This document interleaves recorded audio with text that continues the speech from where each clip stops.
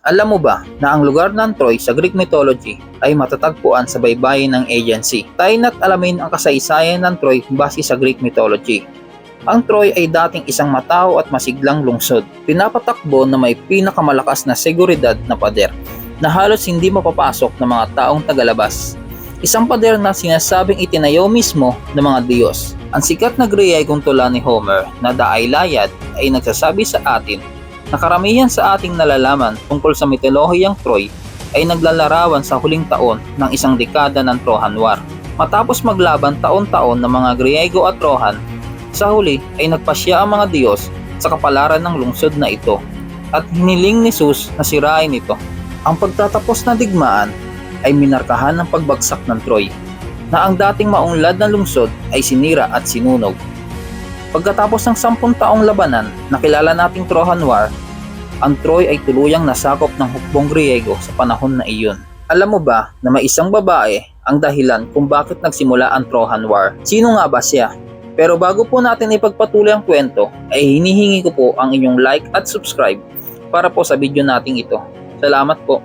Sa lungsod ng Sparta ay nanirahan ng isang nakakamanghang prinsesa na nagngangalang Helen. Siya ay anak ni Zeus at ng mortal na Selena, na niligawan ng hari ng mga Diyos nang siya ay itinaboy bilang isang sisne. Bilang resulta, ipinanganak si Helen mula sa isang itlog. Malawakang itinuturing na pinakamagandang babae sa mundo. Si Helen ay lumaki upang pakasalan si Menelaus, ang hari ng Sparta. Dito ay nagkaroon sila ng anak ng babae na nagngangalang Hermione at namuhay ng mapayapa. Ngunit, hindi nagtagal ang kanilang masayang pagsasama sa kadahilalang si Paris, ang prinsipe ng Troy, ay may planong agawin si Helen. Bakit kaya? Ito ay dahil sa isang paligsahan kung saan hiniling sa kanya na pangalanan ng pinakamagandang diyosa sa buong Olympus. At ang isinagot ni Paris ay ang diyosang si Aphrodite. Bilang pasasalamat, ipinangako ni Aphrodite kay Paris ang kapangyarihang pakasalan ang pinakamagandang babae sa mundo. Kaya't naisip niya si Helen na reyna ng Sparta. Naniniwala si Paris na siya ang nararapat para kay Helen. Kaya't nagtungo si Paris sa lugar ng Sparta kasama ang maraming mga barko kung saan siya ay malugod na tinanggap ng isang walang pag-aalinlangan na si Haring Menelaus.